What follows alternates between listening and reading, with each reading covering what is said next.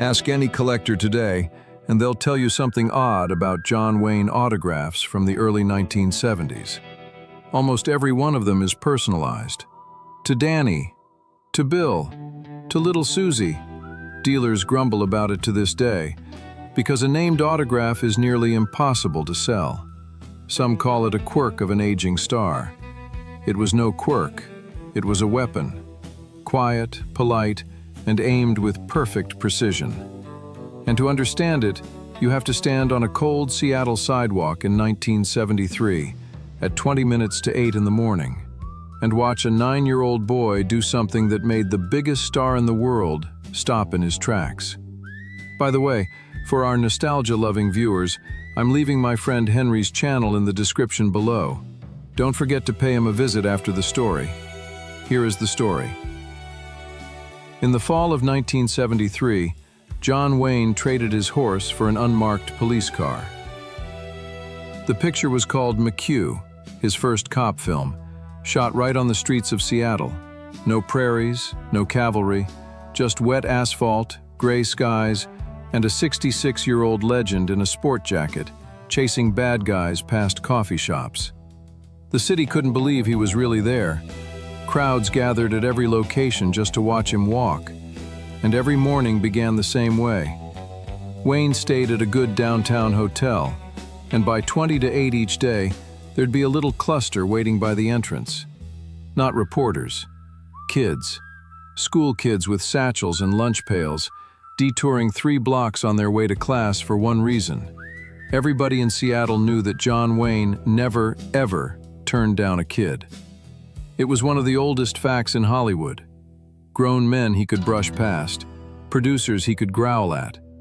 But a 9-year-old holding out a photo? The Duke would stop, bend down that big frame of his, and sign like he had nowhere else on earth to be. So the line formed every morning, small and faithful, and Wayne worked it every morning, one kid at a time, until the school bell arithmetic said, "Run." It was a good ritual, a clean ritual, right up until the morning it wasn't. Real quick, drop your state in the comments. I love seeing where all of you are watching from. The man who watched over that ritual was the hotel doorman. His name was Eddie. 22 years on that door. A doorman like Eddie is the mayor of his sidewalk. He knows the cab drivers by name, the delivery men by schedule, the regulars by their coffee orders. Nothing happens on that block that Eddie doesn't file away behind his eyes. He'd seen movie stars come through that door for 2 decades. Most swept past his kid's line with a wave. Sinatra signed 2, maybe 3, on a good day. But this one, this big Westerner who called him Eddie by the second morning and asked about his feet because standing all day is hard on a man. This one signed for every single child, every single day. Eddie liked him for it, which is exactly why, by the 3rd week of filming, something on his sidewalk had started to bother Eddie. Something small, something most men would never notice. But we'll get to that. The boy showed up on a Tuesday, 9 years old maybe, ball cap, a jacket a size big for him, the way mothers buy them. He waited his turn at the back, quiet and polite, and when he reached the front he held out a rolled movie poster, one of Wayne's own westerns, the Duke himself painted on it, reins in his teeth, guns blazing. Wayne grinned at it the way he always did. "That's a good picture, son. I fall off that horse twice, you know." The boy smiled a small smile and said nothing much. Wayne signed across the sky of the painted poster, handed it back, tousled the kid's cap, and the boy was gone down the sidewalk. Nothing about it registered. Why would it? Wayne signed 50 things a week, in 4 cities that month alone. Kids in ball caps look like kids in ball caps. Wednesday morning, the boy was back.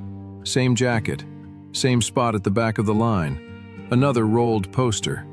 And this time, as Wayne took it, something flickered, that little itch a man gets at the back of his memory. He glanced at the boy's face a half-second longer than usual. Round cheeks, serious eyes. "I'm imagining it," he told himself. "They start to look alike when you sign enough of them." He signed. The boy thanked him in a voice barely above a whisper. Gone.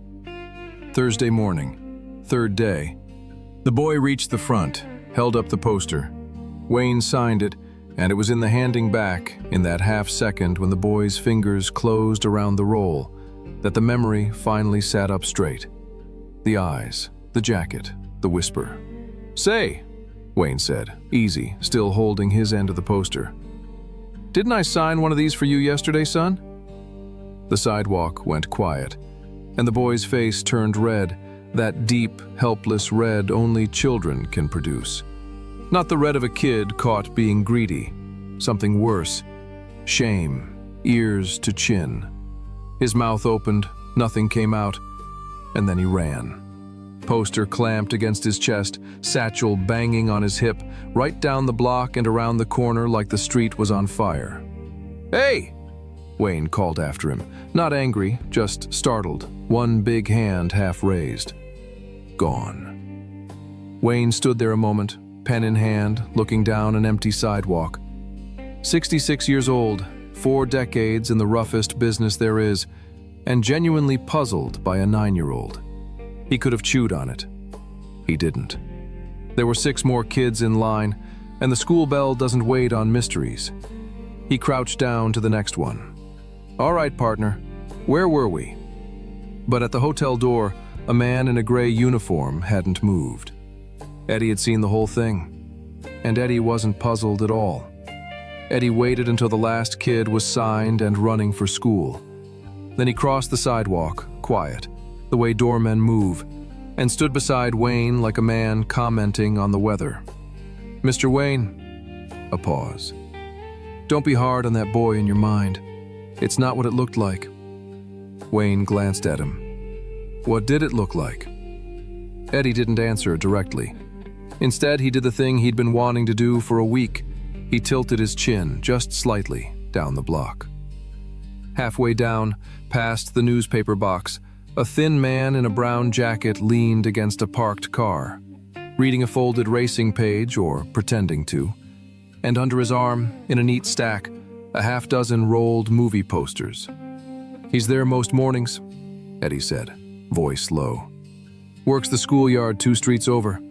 Gives the kids a dime apiece to stand in your line. Dime for a signature. The second they're around the corner, he takes the poster back." A beat. "Your autograph is worth $5 to the right collector, Mr. Wayne. More, someday, if you'll pardon my saying.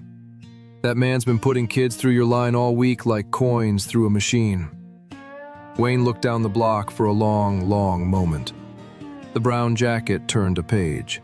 "The boy who ran," Wayne said. "He's one of his. 3 mornings now." Eddie's jaw worked.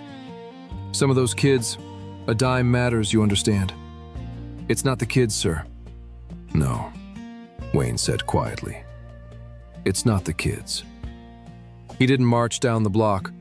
He didn't wave over a police officer. He was surrounded by them all day on that picture. It would have taken one word. He didn't so much as look at the man twice.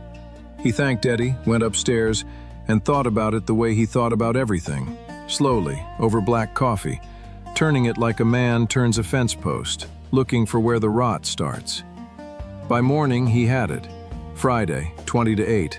The line was there. So, halfway down the block was the brown jacket. And John Wayne came out of that hotel with a plan so simple, so quiet, and so complete that nobody watching understood they were watching anything at all. He crouched down to the first kid, really crouched, knee cracking, eye level, and instead of reaching for the poster, he asked a question.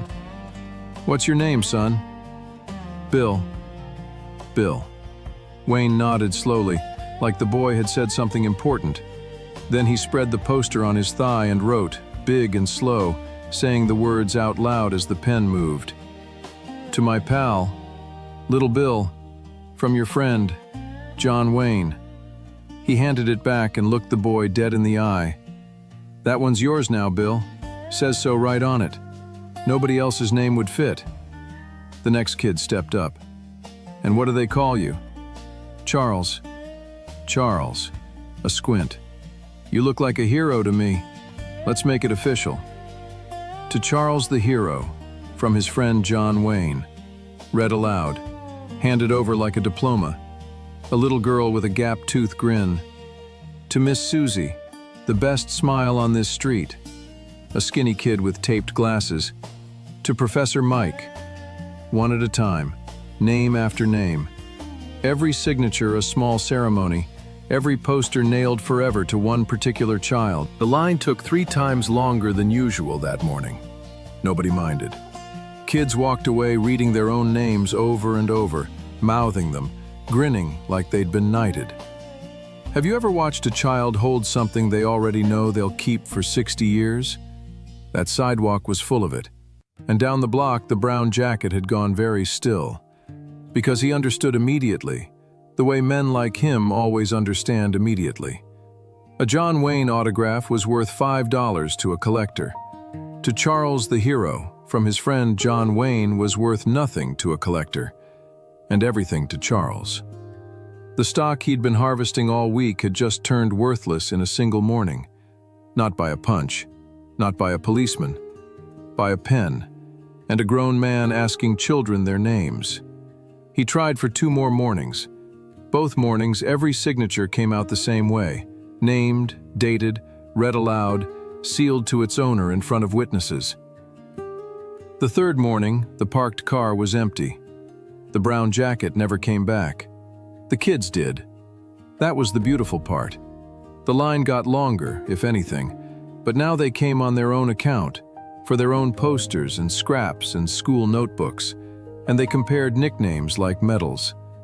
Nobody collected a dime on that sidewalk again, which left one piece of unfinished business: the boy who ran. He stayed away 2 days. Shame has a long reach when you're 9. But on the 3rd morning, Eddie spotted him hovering at the corner, half hidden by the newspaper box, watching the line he didn't dare join. Eddie caught Wayne's eye and nodded toward the corner, and Wayne looked over and said, loud enough to carry, "Well, there he is." The boy froze, almost bolted again. But Wayne was already waving him in, big arms swinging like he was flagging down a stagecoach, and a 9-year-old doesn't disobey that arm. He came up slow, eyes on his shoes. He started to mumble something, an apology, or the beginning of one. Wayne didn't let it land. Shame wasn't the lesson he was interested in teaching. "What's your name, son?" "Petey." "Petey." Wayne nodded gravely, took the boy's poster and spread it on his thigh. "You know, I've been chased by Comanches, outlaws, and the United States Cavalry." The pen started moving. "Never in my life seen anybody move like you did Thursday." And he read it out as he wrote it.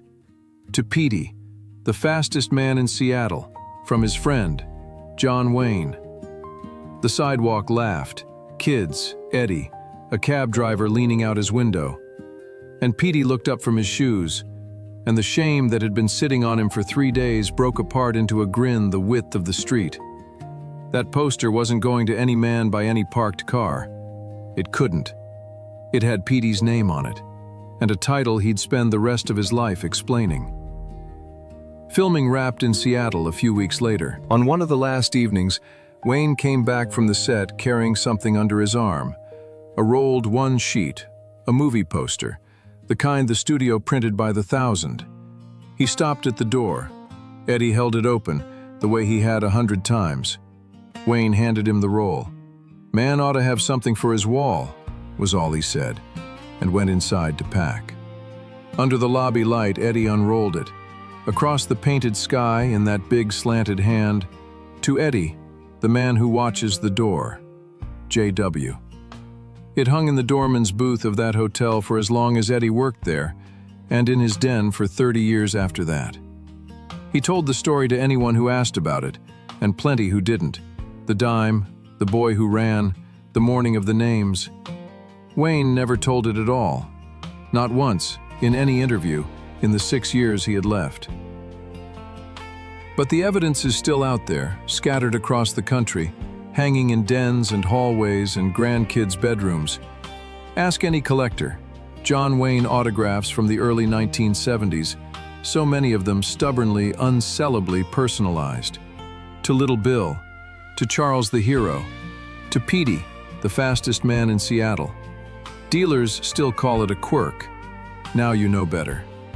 It was a man who figured out that the best way to break a racket wasn't a fist or a badge. It was making sure every autograph belonged, forever, to one particular child. If this story reached you, do me a favor. Share it with somebody who still has an autograph with their name on it, and ask them what it's worth. The real number. And if you haven't subscribed yet, hit that button. There are more Duke stories coming. Before we wrap up the video, a quick reminder. If you want to relive 1950s Brooklyn or 1960s Seattle, don't forget to check out Henry's channel. Send him greetings from our channel in the comments. As you know, they don't make men like John Wayne anymore.